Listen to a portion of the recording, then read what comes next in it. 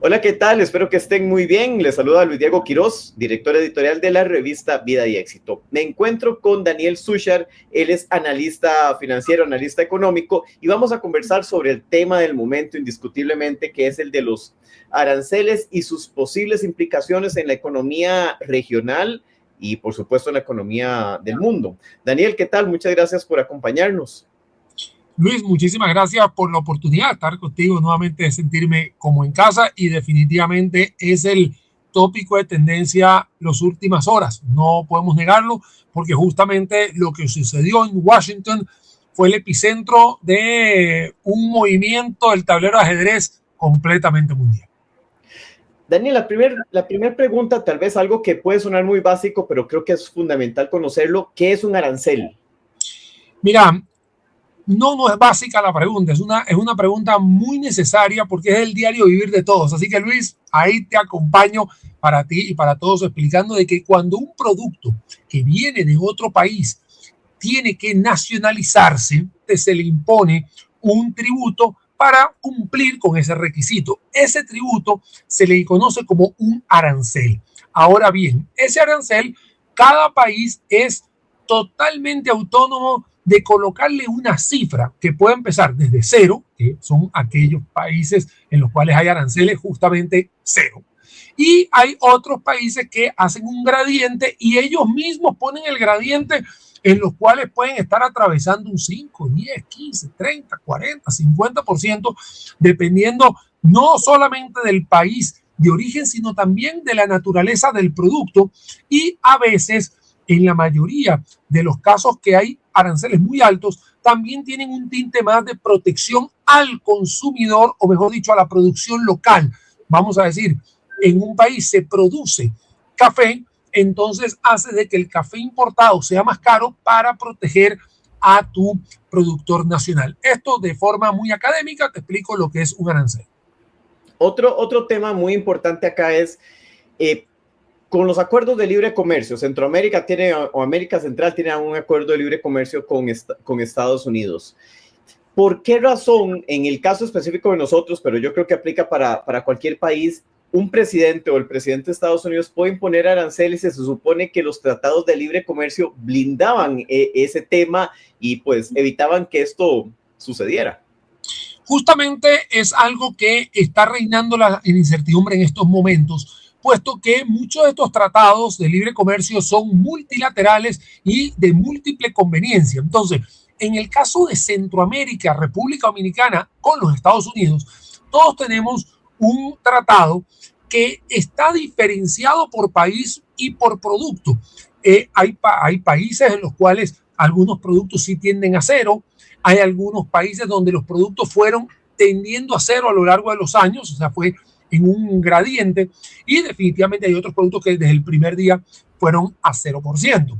Hay que ver qué dice la letra menuda para saber si de forma unilateral el gran consumidor o el gran cliente, en este caso de Estados Unidos, pudiera pasarle por encima, por decirlo de una manera, al Tratado de Libre Comercio con este tipo de decretos que sucedieron hace unas horas atrás. Claramente esto irrita la posición de muchos países, puesto que han podido avanzar, en este caso el bloque centroamericano y la República Dominicana, avanzaron en un TLC donde prácticamente hay productos en cero y que ahora, a partir de este decreto, el fin de semana que viene, estarían incluyéndose a un 10% y solo Nicaragua sería el único país que en esta explicación sería el que se escapa con un 18%. Entonces aquí sí podríamos ver algún tipo de irritación y que definitivamente la letra menuda va a tener que ser un poco más grande y poderse conversar entre todos por igual. El tema, por ejemplo, en nuestros países, economías como la de Guatemala o Costa Rica, que son de las dos más grandes de la región, exportan o exportaron el año pasado casi 10 mil millones de dólares. Es una cifra bastante grande para las economías de nuestra región, ¿verdad? ¿Cuáles pueden ser las posibles implicaciones de este 10% en el caso pues, de Guatemala, de Costa Rica, de toda Centroamérica, excepto Nicaragua? Acá hay vamos a decir, una arista buena o positiva y vamos a decir que la otra arista es la que no es tan buena, ¿no? Vamos a decir que primero a todos se les puso un 10%, entonces pareciera que a todo el mundo se le emparejó la cancha del 10%, y recordemos que es el ciudadano norteamericano el que va a terminar pagando justamente ese ajuste del 10%, en el cual productos agrícolas, y aquí hago la salvedad, productos agrícolas que también hay en Estados Unidos, podrían entrar en una competencia.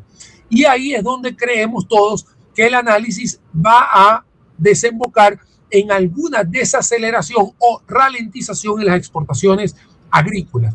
Desaceleración no significa cero, o sea, no es que mañana ya no se exporta nada, sino que habrán algunos momentos que el consumidor norteamericano va a considerar, por dar un ejemplo, un café que va a tener un 10% porque viene de Costa Rica, o un frijol o un arroz, ya sea de Honduras o que pueda venir de Guatemala, que le subió un 10%, o que venga con alguna producción local dentro de Estados Unidos. En el caso de la manufactura especializada, dispositivos médicos, que digamos que es el que lidera más la región, o por la parte del sur de la región, Costa Rica y Panamá, estos productos no tienen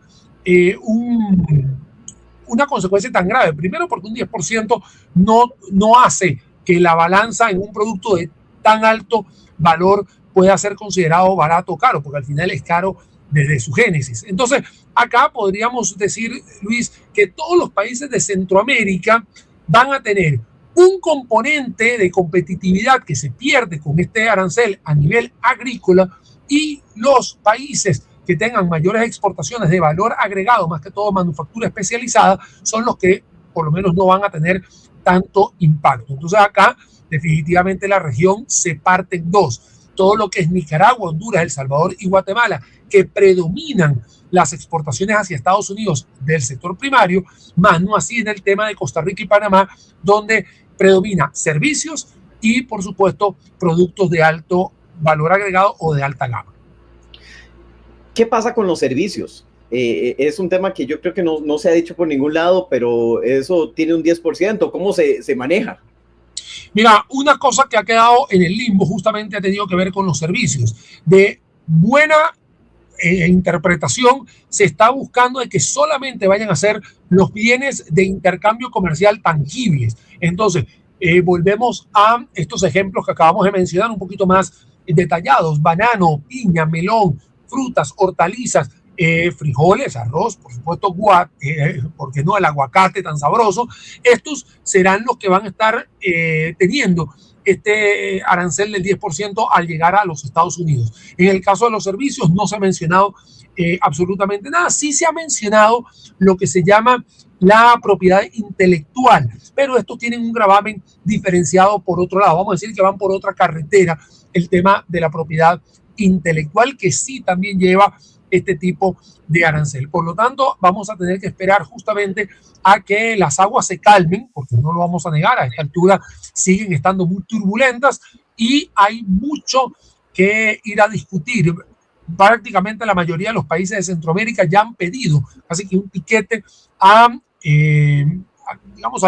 su contraparte norteamericana para poder aterrizar justamente y despejar todas las dudas de lo que va a estar teniendo el gravamen a partir de este fin de semana.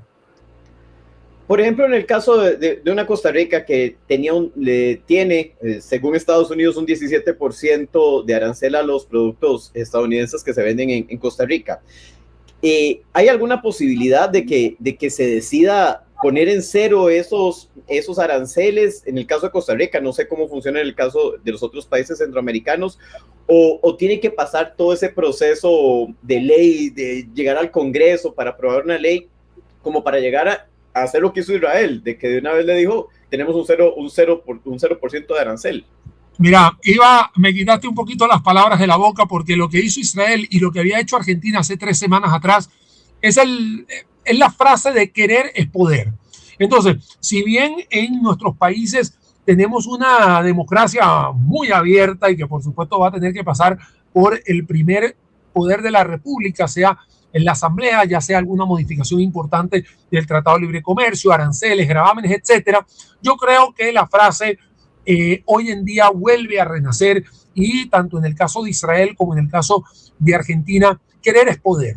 Entonces, y poder significa de poder hacerlo, de tener la posibilidad de quitar todos esos nudos que muchas veces en Latinoamérica se vuelven nudos burocráticos para poder salvar o para poder mitigar algún tipo de movimiento de este ajedrez geopolítico que tenemos. Hasta la fecha hemos visto algunos países que han tomado esa iniciativa de ir a hablar con los Estados Unidos o hablar con la contraparte de comercio internacional, como también, y no te voy a negar, Luis, algunos países que tienen ideologías de pensamiento político un poco más distantes a lo que tiene Donald Trump, que han sacado un poco a relucir ese nacionalismo o buscar alternativas que los aleja de un conversatorio o de un diálogo, que yo creo que esto es la génesis de lo que sucedió a partir de ayer con Donald Trump, que le dice, vean, señoras y señores, todos ustedes me tenían a mí unos aranceles, yo no me he dado cuenta, o las administraciones anteriores no se habían dado cuenta, entonces acá yo lo que hago es colocarles un arancel recíproco. Eso es para quitarse la máscara de ser el malo de la película y decir, hey, señores, ustedes ya lo tenían anteriormente, incluso aranceles por encima del 40-50% en algunos casos. Entonces, acá yo creo que el querer es poder, la frase trillada, y que si en todos los países de Centroamérica podamos tener ese bloque unificado para poder entablar algún tipo de beneficio, incluso aranceles al 0%, yo creo que sí se puede. Quiero agregar algo.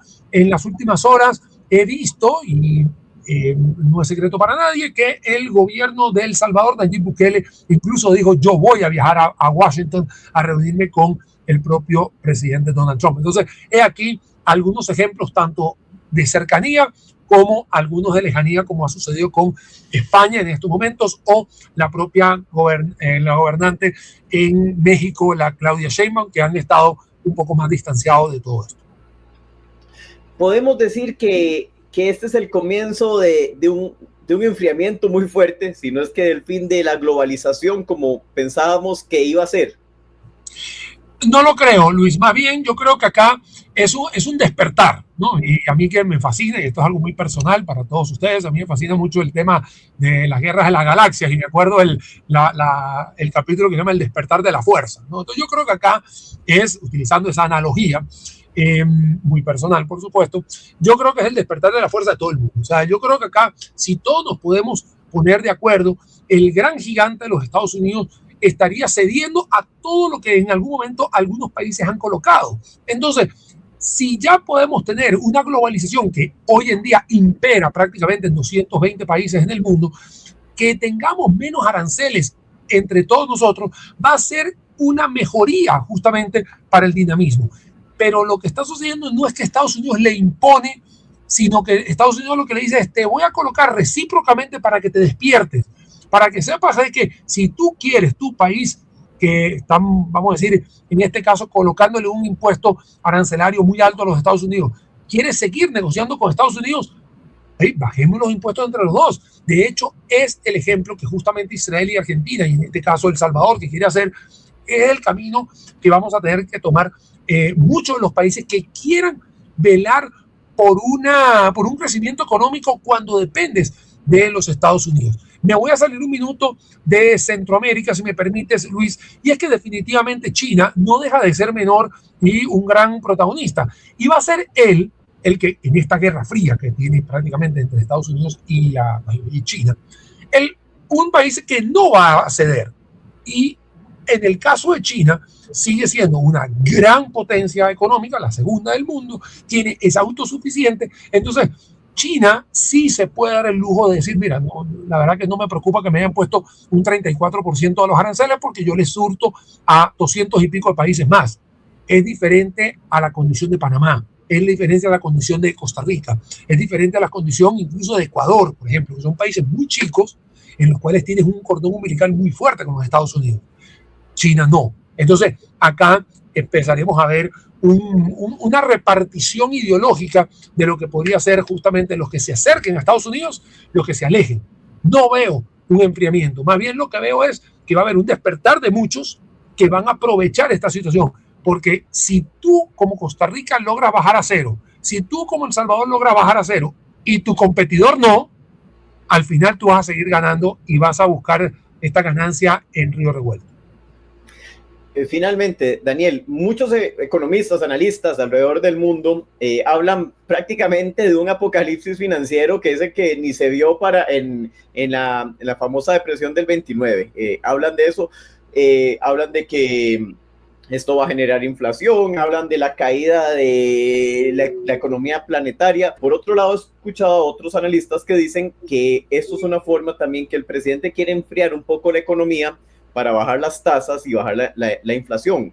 ¿Qué hay de eso? ¿Cómo se come ese tipo de teorías o hipótesis? Bueno, definitivamente la segunda tiene mucho mayor relevancia que la primera. La primera definitivamente es apocalíptica y por supuesto la gente se preocupa y obviamente las redes sociales también han jugado un papel fundamental para hacer caja de resonancia a toda esta ansiedad que se está generando. Pero en realidad lo que está sucediendo es un reacomodo de este tema de los aranceles que, como te mencionaba en la participación anterior, muchos países van a poder sentarse con los Estados Unidos y decir, hey, yo necesito qué es lo que pasaba, no me había dado cuenta, digamos un borrón y cuenta nueva, etcétera, etcétera. Y esto también podría hacer de que se reactiven muchas de las economías. Ahora, el tema de estar ligando esto a tipos de cambio, tasas de interés, enfriamiento, por supuesto que acá uno pudiera decir una gran cantidad de teorías en las cuales de ahí a la práctica es donde obviamente habría mucho trecho. Está claro de que a Estados Unidos no le interesa un enfriamiento de las economías mundiales, ni mucho menos la de él, porque es lo que necesita es generar más trabajo. Por lo tanto, todo este tema de los aranceles también viene acompañado a lo que se llama la baja de impuestos, pero impuestos dentro de Estados Unidos. Buscar la forma de que la electricidad sea más barata, que la gasolina sea más barata, que el petróleo sea más barato y que por supuesto que los impuestos sobre la renta, tanto corporativos o lo que llamamos nosotros jurídicos, como físicos o las personas, digamos, empleadoras o las que están empleadas o las personas que trabajan por servicios profesionales puedan tener un impuesto menor. Eso quiere decir que van a tener mayor capacidad de compra. Entonces aquí el reacomodo hay que verlo integral.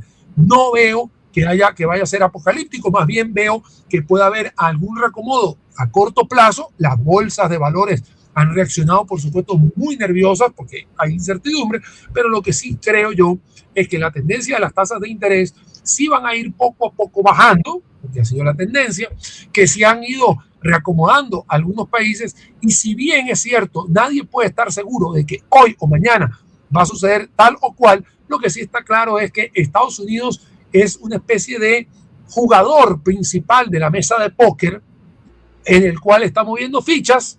Lo que pasa es que es el que tiene la mayor cantidad de fichas y entonces muchos de los jugadores participantes van a tener que ver cómo entrar en esa participación de este juego de póker, haciendo la analogía académica con todo lo que está pasando hoy en día. Perfecto, Daniel, muchísimas gracias.